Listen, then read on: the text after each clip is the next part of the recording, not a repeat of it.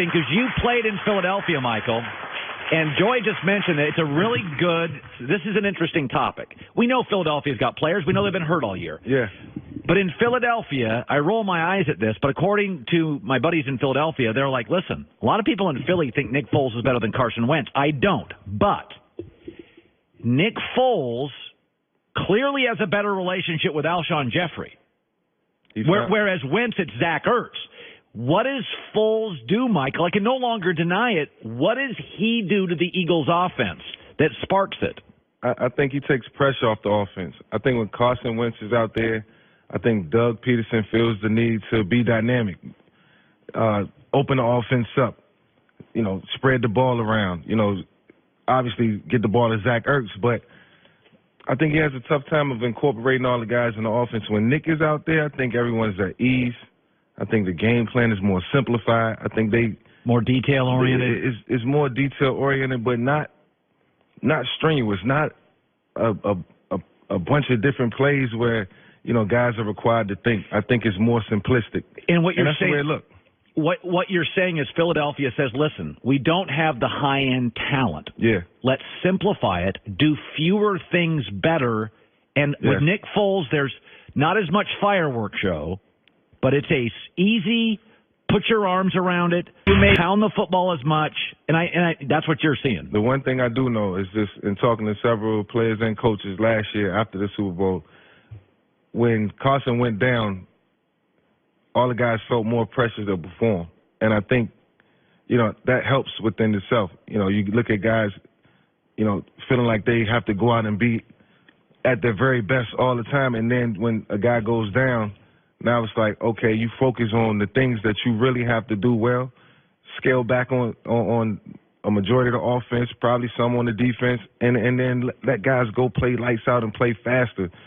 That's what it looks like with Nick Foles, and that has to be the game plan because it was too easy last night. We didn't see the Philadelphia Eagles look that way all year long, and now it's starting to become frustrating to me because I'm starting to think the same thing. Like, what's the difference in Nick Foles and Carson Wentz?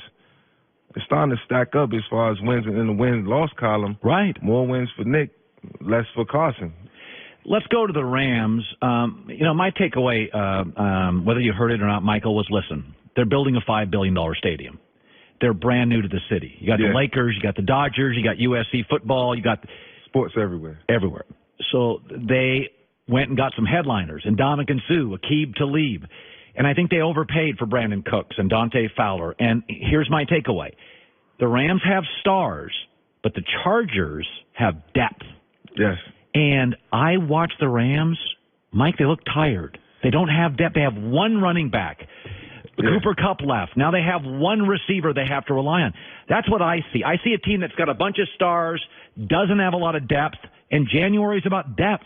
They look like a team who started out fast and had a ton of success in a bunch of different areas. And the first quarter of the season is always easy to come out and get off to a good start because – opposing teams don't know how you're going to play it, on what you're going to come out with, and what your scheme is going to look like.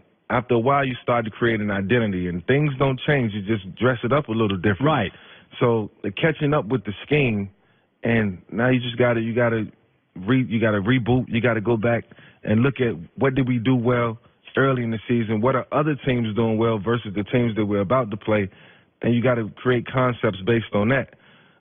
But they got a lot of talent, and I think this team should be in a better position. Obviously, that game was competitive last night, but probably one that they should have won. Yeah. At the end of the day. And these seasons are long, Michael. They're literally there's the pre-Thanksgiving, then there's post-Thanksgiving, and then playoffs feel differently. Yeah. It's inevitable for guys to not feel fatigued at the end of the season. Like you go through, the first quarter, the first half of the season, and things are going your way, and then all of a sudden, not just rookies, veteran players hit a wall too. I experienced that in 13 seasons. Imagine the guys like Tom Brady, who's 17, 18 years in. It's just something that you can't dodge or get away from, and you can't win every game. You can try, but at the end of the season, postseason, that's when you got to be at your best. But you have to be well rested, and you have to have some players who fresh and can come off the. That's what the Chargers, the Ravens, and the Bears have. Yes, when you have layers. To have depth. You have to have depth. Okay, so Dak Prescott gets shut out. Not a great look. Listen, Zeke had a good day, not a great day. Amari did okay, but wasn't great. I mean, I kind of look at it and I think to myself, with Dak needs some great performances around him to win games on the road. Yeah, Dak needs help, from everyone, offensively and defensively. Certainly not the type of performance you want to put on film, this late in the season and with the postseason right around the corner. Because people will look at that. They're going to watch it, and they're going to say, we should do this to Dak Prescott because this is what the Indianapolis Colts did. They took Amari out. Took him out the game. They doubled him up, and then they find out the areas that you're struggling, you're not so good in, and you get exploited. So, I mean, it's blueprints that's created each and every week. Certainly not the one that you wanted, that the Dallas Cowboys wanted yesterday, but can't take anything away from the Indianapolis Colts. They're a really, really good football team. Really good team. And better, I think, at this stage than we thought. Yes. Couple of different things. Number one, you had an interview with Lamar Jackson last week. He's better than I thought. Yeah. I thought Josh Allen from Wyoming and Lamar Jackson from Louisville needed to sit a year. I thought the same thing. I just thought, I thought Darnold, Baker, and Rosen could come in, chop it up, be okay. Right. Get overwhelmed at times, but be okay. Lamar's doing it, man. And by the way, not a ton of bad plays, not a lot of picks. Their offensive coordinator. You think the Ravens coordinator is the key here? I think the Ravens coordinator is the key. Marty Morningwig. I think James Urban, the quarterback coach, who we were all together in 2010 in Philadelphia, did some of the same things, not, at this pace or with as much volume, but we did enough to keep teams off balance and added to get positive yards and move the chains. Greg Roman is involved. Yep. So 3 heads better than 1. And, I mean, Lamar's doing everything he's asked to be doing. Yep. And he's making the game the game is easy for him. Like, what he's doing, I mean, hand it off or you keep it. Short passes, not a lot of passes down the field, not being asked to do a lot. It's really a game plan that he can probably run for the next couple of years and be successful at it and just give defenses fits. Yeah, but by the way, Baltimore plays real defenses. I say this, every quarterback, I mean, Andrew Luck's one of the few I think that does it. Every quarterback's got holes in his game. Yeah. So Andrew's hole right now, or not Andrew, Lamar Jackson's hole is experience. Right. Okay, you're not going to give him the whole playbook. By the way, Big Ben's first 2 years in Pittsburgh, it was a lot of running. Yeah. They weren't given big. It was balanced. It was. Now you can let them throw 50 times a game. So I think Baltimore's a headache. I also think when you came into this league, people don't have tape. Right. It took people a year to figure out the Wildcat. Yeah. People don't have enough tape on Lamar. And by the way, I think week to week, Baltimore's figuring out who Lamar Jackson is. Right. And they have him in-house. Right. And they'll continue to add to the playbook. They'll continue to come up with different concepts. And then once opposing teams latch on to what they're doing, then the offseason will roll around. They'll go scout more offenses that's suited for Lamar's game. They'll come back next year with something different. He'll learn more in the passing game.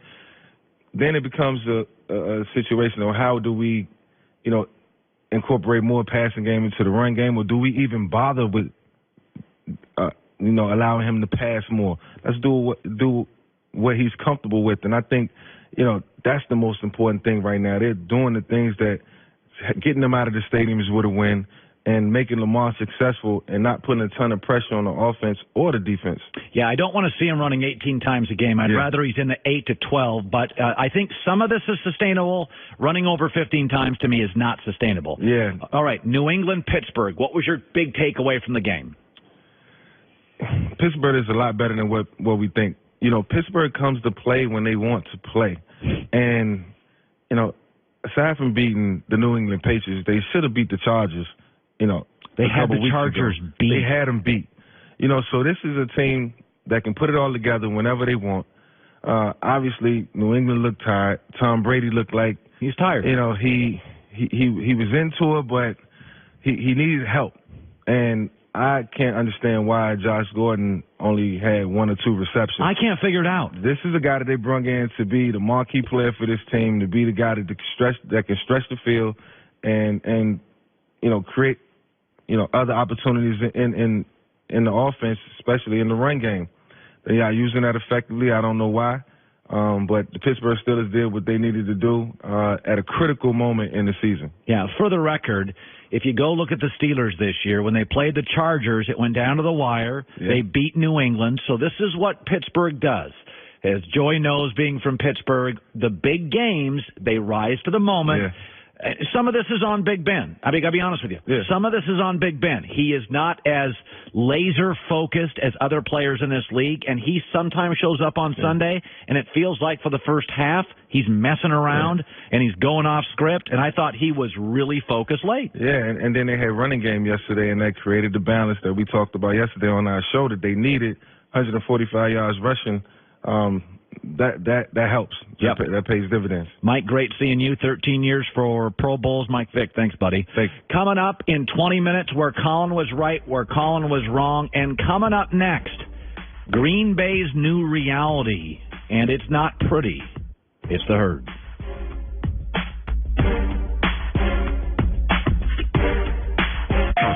Rated E to M.